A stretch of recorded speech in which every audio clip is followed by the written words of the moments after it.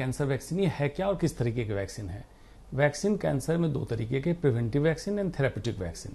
Preventive vaccine मतलब इंसान को कैंसर नहीं हुआ है और कैंसर न हो इसको रोकने के लिए देते हैं, जैसे HPV का वैक्सीन सर्विकल कैंसर के लिए, हेपेटाइटिस V का वैक्सीन लिवर कैंसर के लिए प्रिवेंटिव हो गया।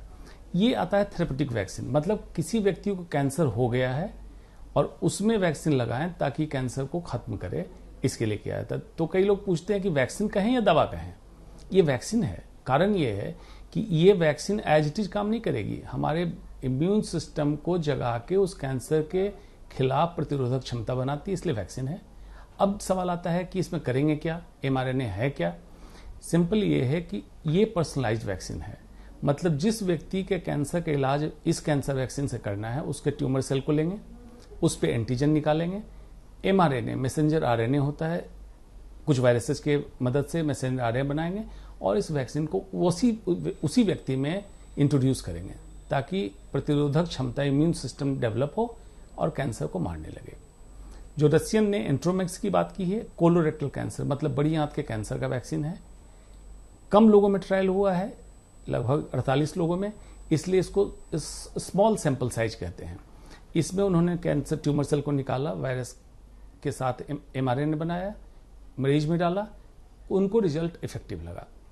दो चीजें हमें ध्यान रखनी चाहिए कि रसिया और चाइना क्योंकि अपने डाटा को शेयर नहीं करता है, इसलिए अपफ्रंट बहुत ज्यादा विश्वास करना मुश्किल है।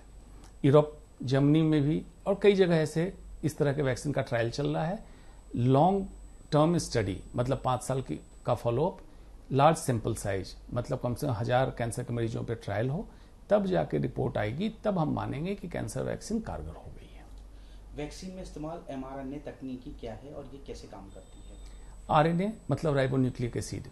दर्शकों को पता होगा जब कोविड का टाइम था तो RNA और इन चीज़ों की बहुत बात होती थी। वायरस में जैसे RNA होता है, ह्यूमन में DNA होता है।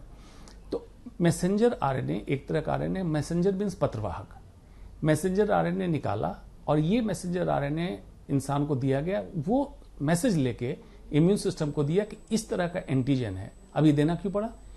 कैंसर अपने शरीर की कोशिकाओं की समस्या ही कैंसर है, ये चकमा देना सीख गया, इम्यून सिस्टम को चकमा दे रहा था। अब जब मैसेंजर RNA गया, इम्यून सिस्टम को जगाया कि इसके अगेंस्ट एंटीबॉडी बनाओ।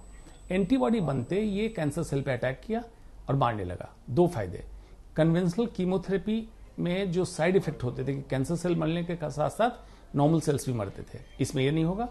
पर्सनलाइज्ड होगा, उसी कैंसर के खिलाफ काम कर रहा होगा, तो इफेक्टिविटी ज्यादा होगी और साइड इफेक्ट कम होगा। कीमो और रेडिएशन से ये वैक्सीन कैसे अलग होगी? क्या इसके साइड इफेक्ट्स नहीं होंगे? कीमोथेरेपी मतलब दवाई जब हम देते हैं तो कैंसर सेल के साथ स्वस्थ कोशिकाएं जो होती है वो भी मरती है। रेडिएशन में जिस एरिया में ट्यूमर है उस एरिया में एक तरह से किरण देते हैं, तो नॉर्मल सेल और कैंसर सेल उस एरिया के दोनों मरते हैं। ये वैक्सीन इसलिए अलग है कि पर्सनलाइज्ड है, उसी ट्यूमर से इंफॉर्मेशन निकाली गई, उसी ट्यूमर के खिलाफ इसने एंटीबॉडी बनाई बॉडी में जाके और उसी ट्यूमर को किल किया। तो इफेक्टिवनेस मतलब इसका प्रभाव ज्यादा होगा और साइड इफेक्ट यानी कुप्रभाव कह सकते हैं ये कम हो जाएगा। ये अंतर है इसमें कीमोथेरेपी, रेडियोथेरेपी और इस वैक्सीन में। पहले क्लिनिकल ट्रायल के आधार पर आगे के ट्रायल में इसके सक्सेस होने की कितनी संभावना है? अभी का ट्रायल जरूर एक अच्छी इन्फॉर्मेशन दे रहा है, अच्छा रास्ता दिखा रहा है, लेकिन कैंसर में 2-3 चीजें हमें समझ लेनी चाहिए। कैंसर प्रेडिक्टेबल नहीं है। अगर उसके अगेंस्ट आपने बनाया, उसके अगेंस्ट इम्यूनिटी तैयार हुई और अटैक किया, अब कैंसर ने अपना प्रारूप चेंज कर दिया, जो एंटीजन था उसको बदल लिया, अब ये वैक्सीन फेल हो जाएगी।